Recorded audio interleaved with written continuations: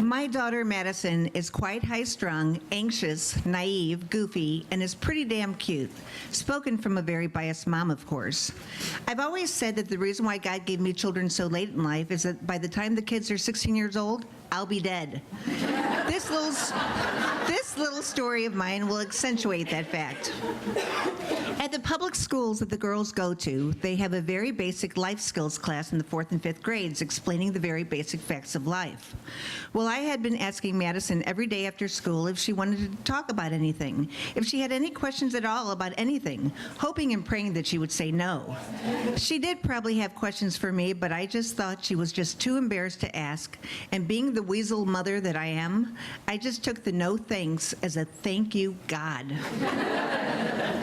A few months had passed. It was an absolutely gorgeous Saturday afternoon. Do you ever ask yourself why these life-altering occurrences always happen on the weekends?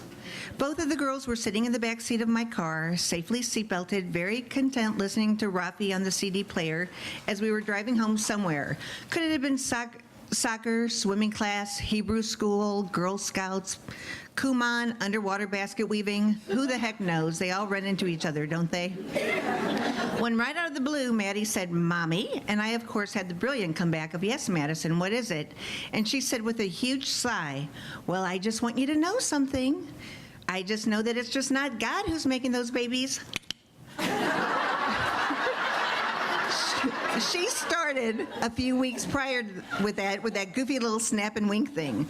Morgan looked at her strangely, just like she always did to her older sister, and said, "Mommy, what is she talking about?" And I quickly said, "I don't know, honey, but Morgan, when we get home, why don't you go over to the Wilsons' house to play with Michael and David? And Madison, why don't you come into our bedroom so that you and I can talk?" I was thinking, oh no, I guess it's time for that talk. When we got home, Morgan skipped down the street, oblivious to the fact that her mother was finally ready to have the talk with her older sister and then proceed to not pass go, collect $200, but to have a nervous breakdown.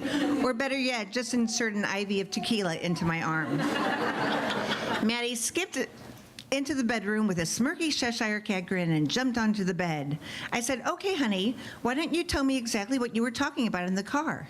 Well, she looked at me with such excitement in her eyes, as if she knew something that the whole entire world was just waiting to hear, and she said, "Oh, Mommy, I know now." And I said, "Okay, honey, tell your mom exactly what you know." And she said, "Well, I know that the mommy has the egg and the daddy has the sperm, and when they kiss, they make a baby." She was so excited that she had this world-shattering news flash. It was kind of like, "Quick, let's call CNN and tell Wolf Blitzer right away." I didn't want to break her heart, and I did absolutely love the fact that she prefaced her little findings with that mommy and daddy part. I wanted to give her that snap and wink right back at her.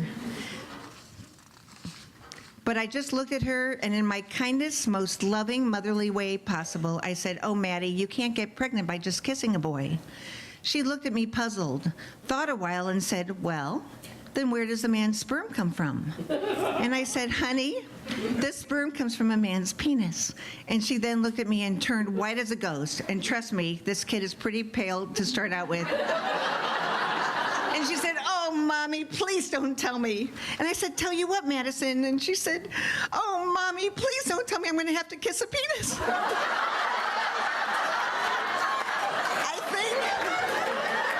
I think I may have screamed loud enough that people in Peoria could have heard me. And I said, "No, absolutely not."